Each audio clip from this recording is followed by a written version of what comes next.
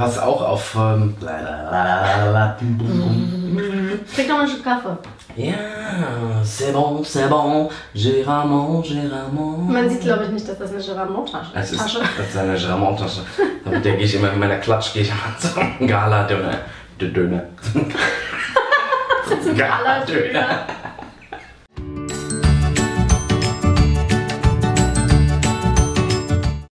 Hallo ihr Lieben. Hi. Wir haben uns eine Milch und einen Kaffee gemacht und dachten uns, wir setzen uns heute mal mit euch zusammen vor die Kamera, beziehungsweise für euch vor die Kamera und erzählen euch, welche 10 Namen wir präferiert haben, aber am Ende doch nicht gewählt haben. Entweder, weil es kein Mädchen geworden ist oder weil wir uns am Ende halt einfach für einen anderen Namen entschieden haben. Prost. Wie ich gerade ja schon gesagt habe und wie die allermeisten von euch schon mitbekommen haben, haben wir uns ja bereits für einen Namen entschieden.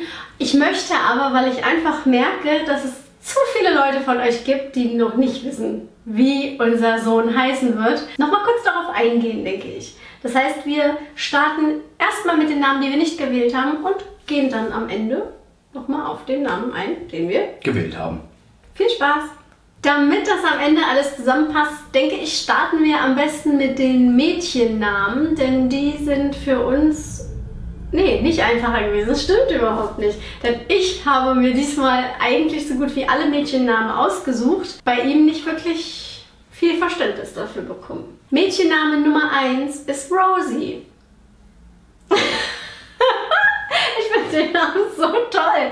Das Problem in Deutschland ist einfach, dass man keine Rosie hat. Ja, man Sondern hat eine Rosi. Und du möchtest keine Rosi haben. Also es steht ja jetzt auch nicht mehr zur Debatte, aber Nee, eine Rosi ist hätte halt, mir nicht gefallen. wie man eine alte Oma denken. Oma Rosi. Oma Rosi. Wobei das schön ist, es ist ja Na ja. ähnlich wie Ella vom Dings her, ne? Einfach, ich mag den Namen Rosi.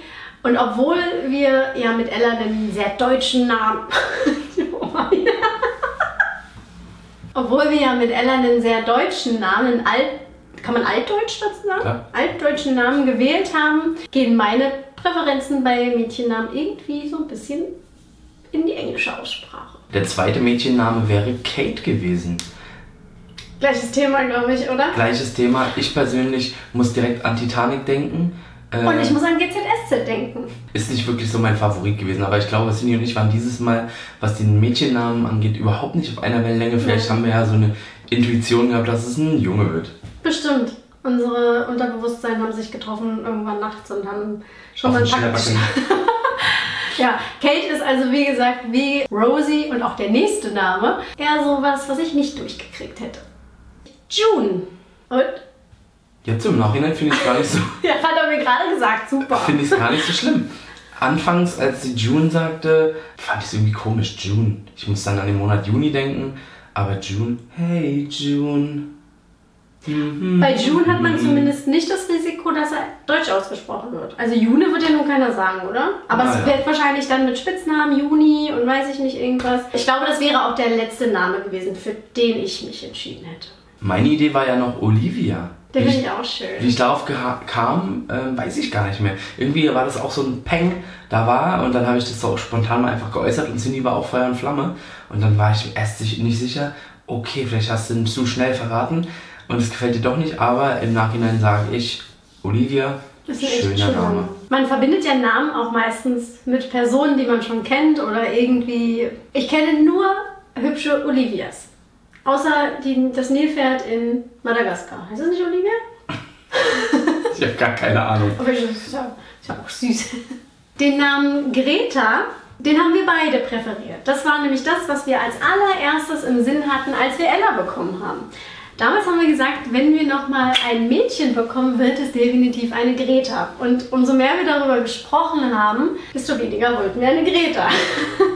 Das ist ganz komisch. Ich glaube, wir haben es einfach uns zu oft vorgesagt. Aber Ella und Greta wäre wirklich schön gewesen. Jetzt, wo ich es wieder so ein bisschen mit Abstand sehen kann, weil wir ja keine Greta bekommen, Finde ich auch, ist ja. das echt ein wunderschöner Name. Was Cindy nicht weiß, ist, dass ich anfangs mit Greta noch gar nicht so warm war.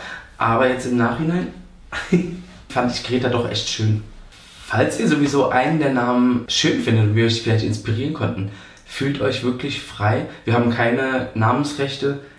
Nutzt die Namen. Leider. Wenn da schöne Kindernamen dabei sind, dann bitte Bitte, bitte benutzt die. Oder vielleicht heißen sie ja schon so. Und ihr habt euch nicht durch uns inspiriert gefühlt, sondern durch irgendjemand anderen. Und wir treffen einfach die gleichen Geschmäcker. Das wäre auch schön. Also lasst es uns einfach mal in den Kommentaren da. Der letzte der Mädchennamen ist Lou. Das ist auch Den kennt ihr ja schon. Auf Cindys Mist gewachsen. Im Nachhinein jetzt, wo wir wirklich festen Jungen kriegen, hätte ich den auch schön gefunden. Lou. Vielleicht als Doppelnamen. Lucifer vielleicht. Nein, ich hätte Lou tatsächlich alleine dastehen lassen. An dem Tag, als wir erfahren haben, dass es ein Junge wird, an dem Morgen habe ich ihm geschrieben, darf ich bitte, bitte, bitte, bitte, bitte eine Lou haben. Ich habe mir das so in den Kopf gesetzt. Deswegen denken wahrscheinlich auch einige, dass ich enttäuscht war in dem Video. Ich habe viele Kommentare bekommen, dass es ein bisschen wirkt, als wäre ich enttäuscht, dass es ein Junge wird. Das war ich überhaupt nicht. Ich habe mich super gefreut und ich hatte ja auch die Vorahnung, dass es ein Junge wird. Ich habe mich aber durch den Namen so darauf versteift, dass wir ein Mädchen bekommen, weil ich mich so auf den Namen Lou gefreut habe, dass es eben dann einfach ein bisschen so von mir abgefallen ist. Aber ich habe mich super gefreut. Falls ihr durch unsere Namen immer noch nicht schlauer geworden seid, dann guckt doch mal in die Infobox. Wir haben da etwas verlinkt. Das ist eine kleine Inspiration, da findet ihr vielleicht auch noch einen passenden Namen.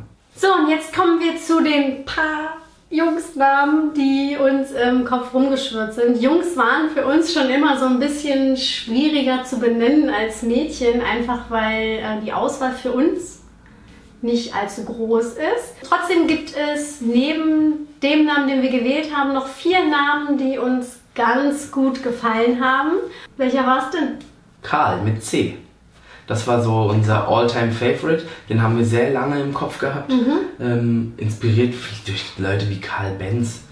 Also gab ja auch andere große historische Namen mit Karl mit C. Er spielt sich übrigens am Fuß rum, während euch das erzählt. Am nackten Fuß. Wir waren inspiriert durch viele große Persönlichkeiten oder eben auch dadurch, dass der Trendname Karl immer wieder jetzt zu hören war. Und das hat uns dann wieder gestört. Ja, zumal es ja auch eine Schattenseite gibt. Wir wollen eigentlich keinen Kalle. Oder keinen... Ja, das reicht eigentlich schon. Oh Gott, wenn ich das höre. Und auch gegen Oscar. Oscar war auch nur ein ganz kurzes Thema zwischen uns beiden. Ich glaube, das wurde einfach nur mal so reingeworfen und dann auch direkt wieder verworfen, weil es einfach nicht zu uns passt. Finde ich. Oscar passt Zu uns nicht. passt einfach kein Oscar. Ein Oscar ist natürlich was Kleines, Freches. Oscar mit der Blechtrommel. Genau, das ist was Freches, aber trotzdem kann ich mich damit irgendwie nicht identifizieren. Ebenfalls auf meinem Mist gewachsen ist der Name Gabriel. Also ich habe ihn nicht erfunden, aber ich habe ihn vorgeschlagen. Und zwar habe ich einen ganz, ganz alten Freund, den ich sehr lange nicht gesehen habe, der auch Gabriel heißt. Und wir haben uns immer gefreut. Weil Michael und Gabriel, beides biblische Figuren, beides Engel, finde ich, es passt sehr schön. Im Endeffekt haben wir uns aber trotzdem nicht für Gabriel entschieden, weil wir auch das Gefühl hatten, dass es einfach doch nicht so passt zu uns und auch zu Ella und zu uns als Familie. Ella und Gabriel klingt doch auch nicht schön. Also kann man mal weghören. Gabriella. Ja, dann werden sie nämlich geärgert. Viele von euch wollten auch wissen, wie Ella dann geheißen hätte, wenn sie ein Junge geworden wäre. Und das ist dann jetzt auch schon der letzte Name, der auf unserer Liste 10 Namen, die wir schön finden, aber nicht gewählt haben, steht. Und zwar wäre sie ein kleiner Paul geworden. Ein kleiner Paul. Und zwar hätte meine Schwester Melanie mal ein Paul werden sollen. Echt? Und sie kann man heute noch wunderbar damit aufziehen, weil ich sie ab und an noch mal Paul genannt habe und sie es nicht leiden kann. Und wie schön wäre es denn gewesen, wenn Ella meine Schwester und Ella haben einen super, super tollen Draht. So miteinander. Und wie lustig wäre es denn gewesen, wenn es ein Paul geworden wäre. Da hätten wir da richtig aufziehen können. Ja, im Endeffekt bin ich froh, dass es eine kleine Ella geworden ist.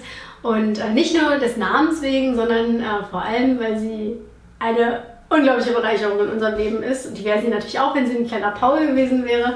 Aber unsere kleine Ella ist einfach auch gar nicht wegzudenken. Ne? Das kann man sich gar nicht vorstellen. Nee. Dass das mal hätte ein Paul sein können. Nee. Ist aber frech wie ein Paul. Ja, das stimmt. Frech wie 10 Pauls. Um es nochmal aufzufrischen für den allerletzten, der es noch nicht mitbekommen hat. Unser Sohn, der im Juli geboren wird, also der uns hier gerade begleitet, wird ein Bennett. Kein Dennis. Es gibt unglaublich viele Leute, die in Live-Chats immer noch fragen, wie heißt er denn? Wer ist Bennett? Wie wird der Bruder von Ella heißen? Wer ist Ella? Also, Und es wird ein Bennett. ich mache es noch mal ganz, ganz schnell. Ella, ungefähr so groß, blonde Haare, riesige Kulleraugen, gerade in der Kita. Bennett, ungefähr so groß, Nee, noch nicht, ich hoffe noch nicht. riesige Kulleraugen und ist gerade in Mamas Bauch. Richtig. Familie M besteht aus uns beiden, Ella und Bennett. Und damit seid ihr auf dem neuesten Stand und wisst jetzt, welche Namen wir nicht gewählt haben, welche Namen wir gewählt haben. Und damit sagen wir auf Wiedersehen. Auf Wiedersehen. Wir hoffen, das Video hat euch wie immer gefallen. Ja. Schaut beim nächsten Mal wieder rein. Vergesst nicht, uns einen Daumen nach oben da zu lassen, uns zu abonnieren, das kleine Glöckchen nicht vergessen und dann sehen wir uns beim nächsten Video. Richtig.